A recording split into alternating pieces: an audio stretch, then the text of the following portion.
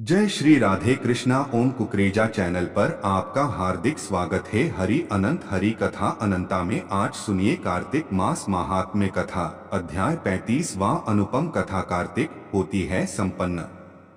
इसको पढ़ने से श्री हरि होते हैं प्रसन्न। इतनी कथा सुनकर सभी ऋषि सूत जी से बोले, हे सूत जी, अब आप हमें तुलसी विवाह की विधि बताइए। सूत जी बोले, कार्तिक शुक्ला नवमी को द्वापर युग का आरंभ हुआ है। अत यह तिथि दान और उपवास में क्रमश पूर्वान व्यापिनी तथा पराहन व्यापिनी हो तो ग्राह्य है। इस तिथि को नवमी से एकादशी तक मनुष्य शास्त्रोक्त विधि से तुलसी के विवाह का उत्सव करे तो उसे कन्यादान का फल प्राप्त होता है। पूर्व काल में कनक की पुत्री किशोरी ने एकादशी तिथि में संध्या के समय तुलसी की वैवाहिक विधि संपन्न की। इससे वह किशोरी वैधव्य दोष से मुक्त हो गई। अब मैं उसकी विधि बतलाता हूँ।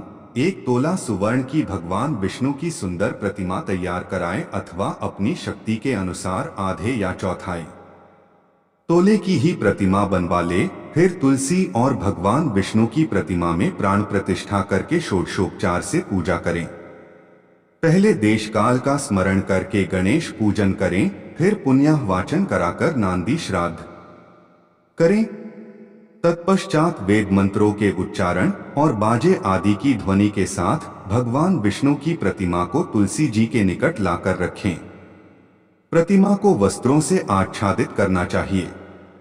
उस समय भगवान का आवाहन करें, भगवान केशव आइए देव, मैं आपकी पूजा करूंगा, आपकी सेवा में तुलसी को समर्पित करूंगा। आप मेरे संपूर्ण मनोरथों को पूर्ण करें।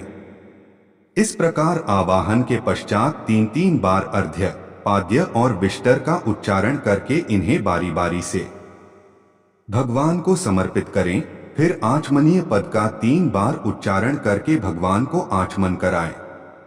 इसके बाद कांस्य के बर्तन में दही, घी और मधु, हनी रखकर उसे कांस्य के पात्र से ही ढक दें तथा भगवान को अर्पण करते हुए इस प्रकार कहें, वासुदेव आपको नमस्कार है। यह मधुपर्क, दही, घी तथा शहद के मिश्रण को मधुपर्क कहते हैं, ग्रहण कीजिए।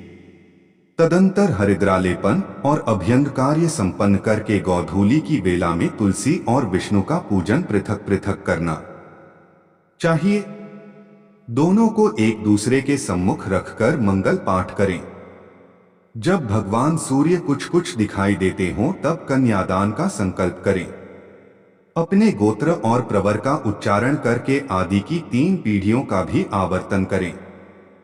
तत्पश्चात भगवान से इस प्रकार कहें, आदि मध्य और अंत से रहित त्रिभुवन प्रतिपालक परमेश्वर, इस तुलसी दल को आप विवाह की विधि से ग्रहण करें। यह पार्वती के बीज से प्रकट हुई है, वृंदा की भस्म में स्थित रही है तथा आदि मध्य और अंत से शून्य है। आपको तुलसी बहुत ही प्रिय है, अत इसे मैं आपकी सेवा में अर्पित करता हूँ।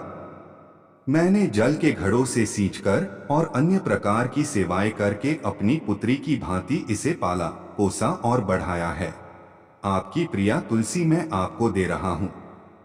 प्रभु आप इसे ग्रहण करें। इस प्रकार तुलसी का दान करके फिर उन दोनों अर्थात तुलसी और भगवान विष्णु की पूजा करें, विवाह का उत्सव मनाएं।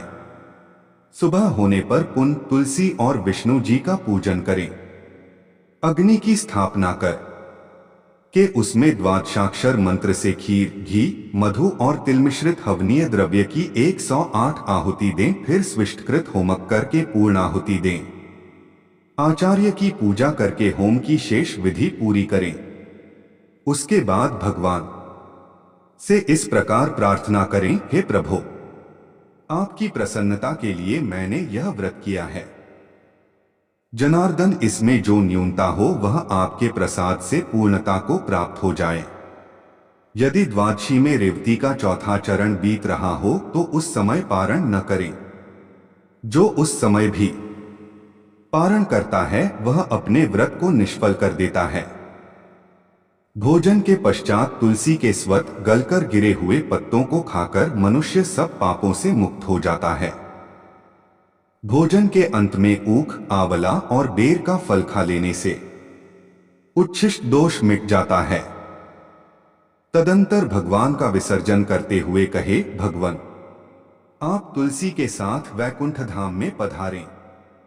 प्रभु मेरे द्वारा की हुई पूजा ग्रहण करके आप सदैव संतुष्टि करें। इस प्रकार देवेश्वर विष्णु का विसर्जन करके मूर्ति आदि सब सामग्री आचार्य को अर्पण करें। इससे मनुष्य कृतार्थ हो जाता है।